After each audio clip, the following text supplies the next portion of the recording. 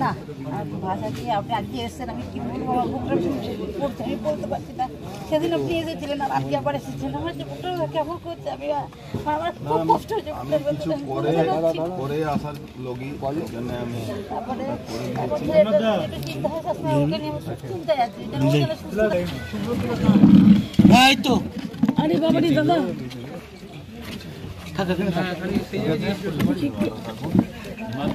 Condom logo দে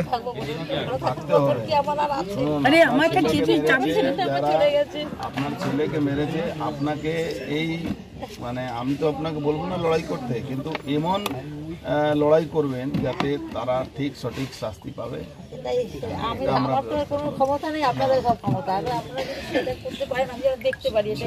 নিশ্চয়ই দেখে যাবেন।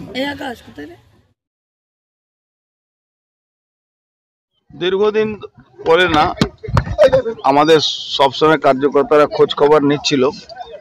ইতিমধ্যে আমরা ওর ভাইটার একটা চাকরি ব্যবস্থা করতে পেরেছি, তাই আজকে প্রোগ্রাম ছিল, এখানে এসে ওকে বলে গেলাম 1 তারিখ থেকে হয়তো জয়েন করে যাবে।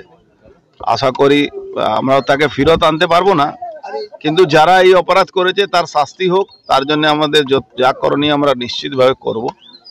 আর তার পরিবার যাতে বেঁচে থাক তার জন্যও আমরা চেষ্টা করছি। নিশ্চয়ই তারা বাতাসে ঘুমছে, কিন্তু একটা জিনিস মাথায় রাখবেন, উপরওয়ালার ঘরে देरी হয়, কিন্তু মানে देर है लेकिन अंधेर नहीं है, इसका जवाब उसका मिलेगा। পুরো পার্টিটাই ক্যাজুয়াল আছে, এই সরকারটা ক্যাজুয়াল আছে। এখানে পুলিশ, ফায়ার ব্রিগেড, সাধারণ হসপিটাল, স্কুলে সব ক্যাজুয়ালি চাকরি করছে, পৌরসভা ক্যাজুয়ালি চাকরি করছে। মানে পার্টিটা আর সরকারটাই ক্যাজুয়াল হয়ে গেছে, সেটাও থাকবে না।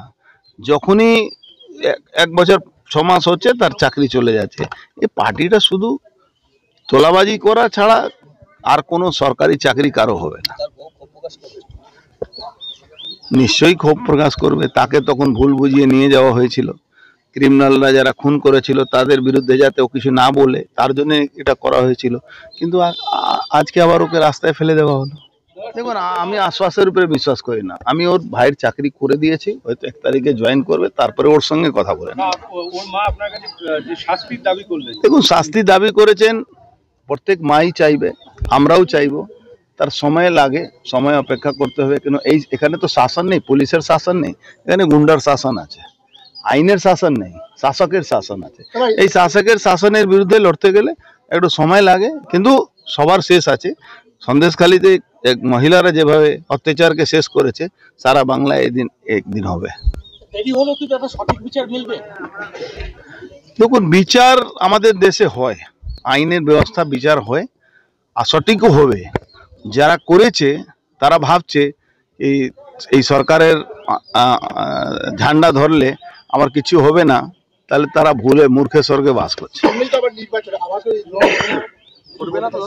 দেখুন, ঘটনা কোথায় কি ঘটবে তার কোনো গ্যারান্টি নেই, কেন যেখানে সরকারি সিস্টেমই নেই, সরকার কোনো মানে ক্রিমিনাল অপরাধীদের সরকার যেখানে হয়ে গেছে, এখানে ঘটনা অঘটন, আপনার সঙ্গে আমি কথা বলছি, হয়তো আমি নেই, কালকে আপনিও নেই।